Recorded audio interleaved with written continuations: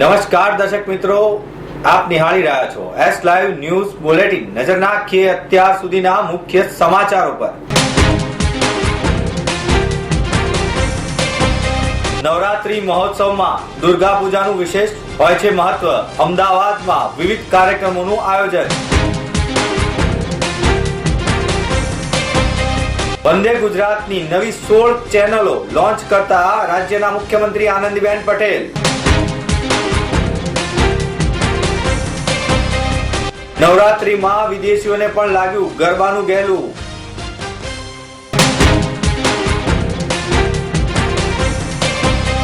પરાગ milk food લિમિટેડે go fresh cream launch કર્યું।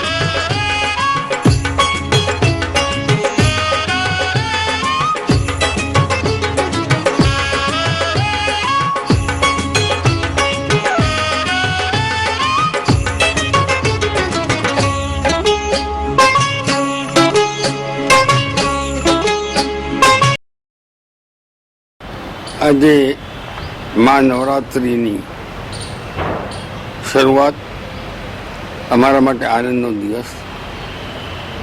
માના બેસણા અને સાથે સાથે એસ લાઈવ વેબ ચેનલની શરૂઆત અમે આજે 3 વર્ષ પૂરા કરી ચોથા વર્ષમાં પ્રવેશી રહ્યા છીએ। ગુજરાતના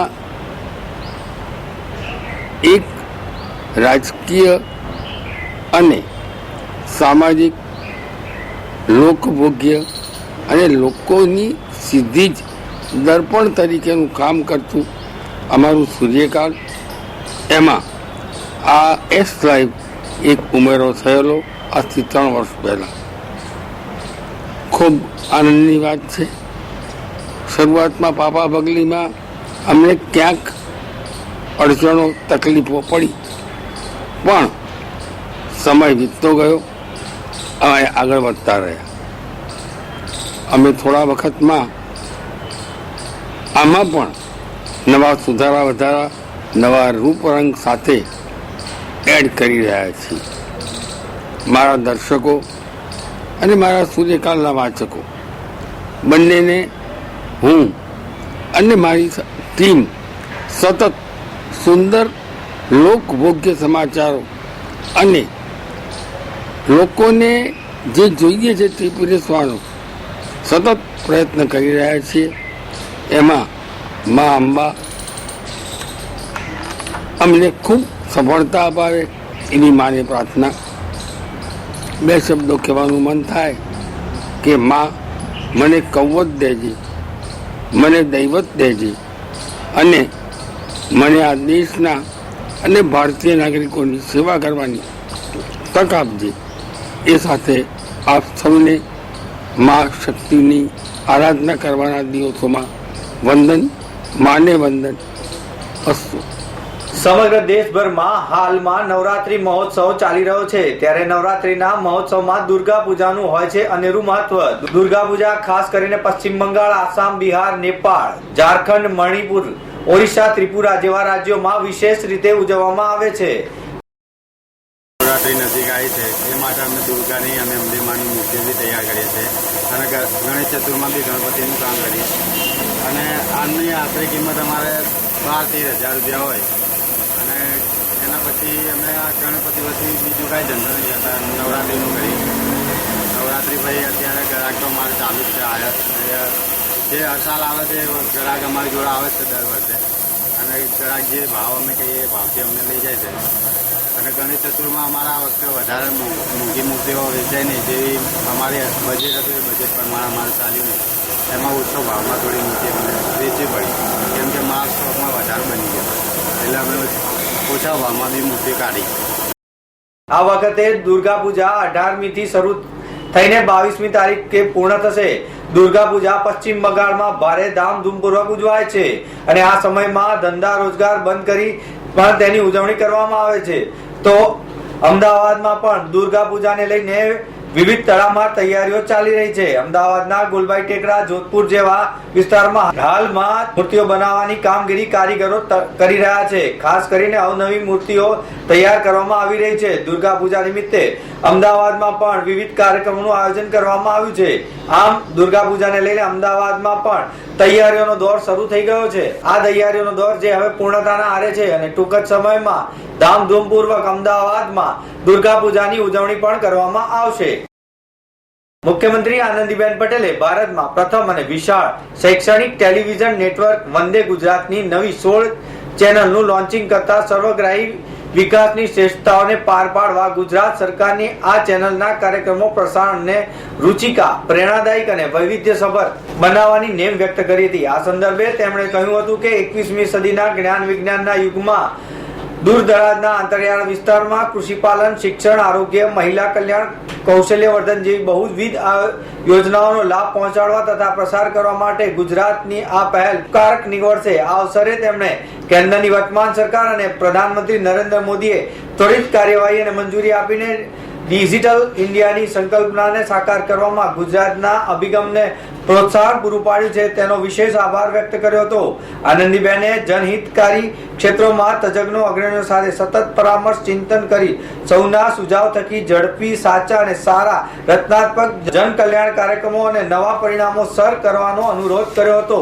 તેમણે વધુમાં જણાવ્યું હતું કે શિક્ષણ, તાલીમ, ખેલકૂદ, મહિલા કલ્યાણની યોજનાઓને શ્રેષ્ઠતમ અને કૌશલ્યતા મેળવેલા લાભાર્થીઓને પ્રતિભા અને સફળ ગાથા સામાન્ય માનવી સુધી દૂરવંતી સંચારના માધ્યમથી ઘરે બેઠા પહોંચાડી શકાય તેવું સંકલ્પબદ્ધ સરકારી વિભાગોએ જાળવી રાખવું પડશે. ગુજરાતના યુવાધનને કારકિર્દી ઘડતરમાં પ્રેરણાદાયી અને મુખ્યમંત્રી યુવા સ્વાવલંબન યોજના તહે અભ્યાસ સહાય, સ્વરોજગાર યોજના, કૌશલ્ય તાલીમ તથા સરકારી સેવાઓના સ્પર્ધાત્મક પરીક્ષાઓની જિલ્લે તૈયારીઓ માટેની પૂર્વ તાલીમ સજ્જતાના કાર્યક્રમો પણ ચેનલ દ્વારા પરિણામકારક બનશે તેવો વિશ્વાસ પણ તેમણે વ્યક્ત કર્યો હતો.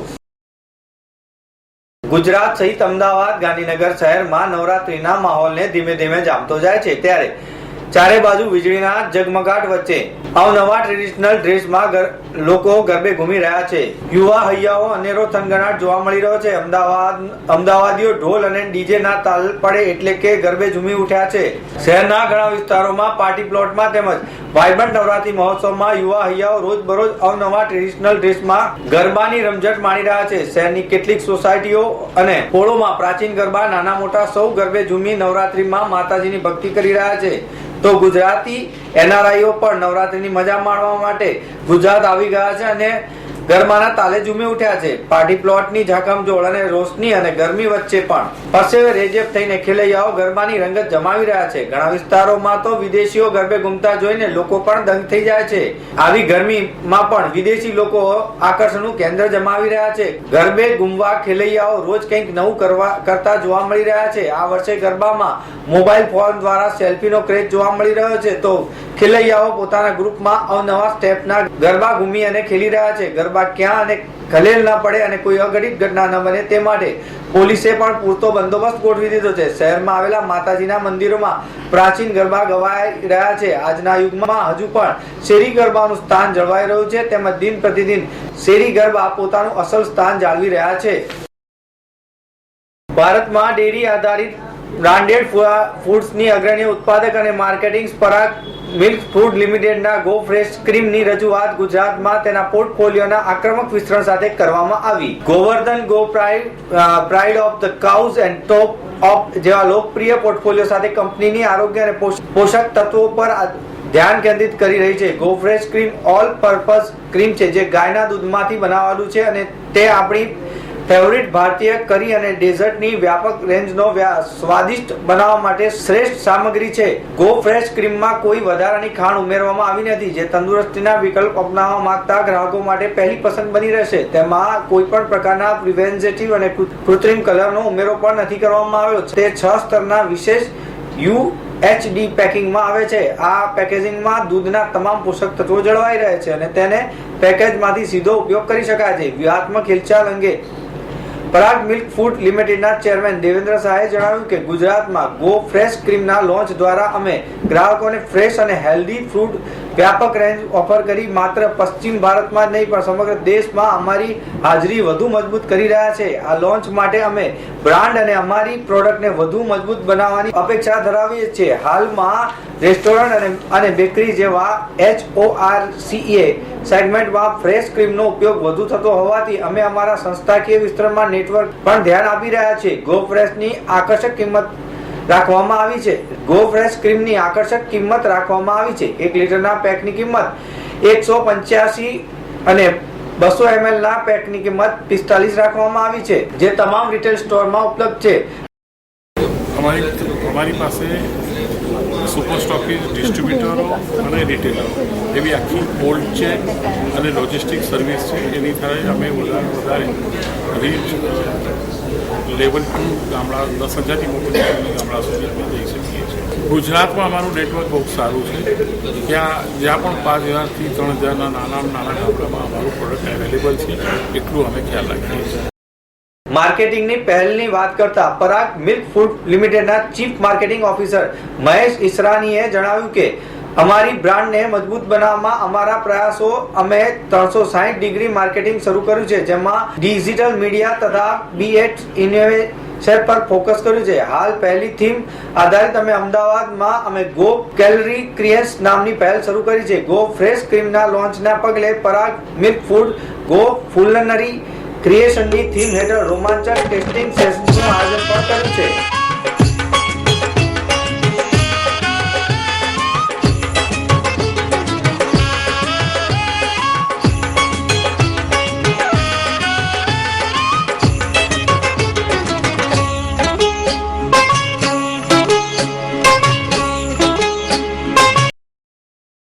તો મિત્રો, આ હતા અત્યાર સુધીના મુખ્ય સમાચારની ખાસ ગતિવિધિ માટે આપ નિહાળતા રહો S Live ન્યૂઝ બુલેટિન. નમસ્કાર.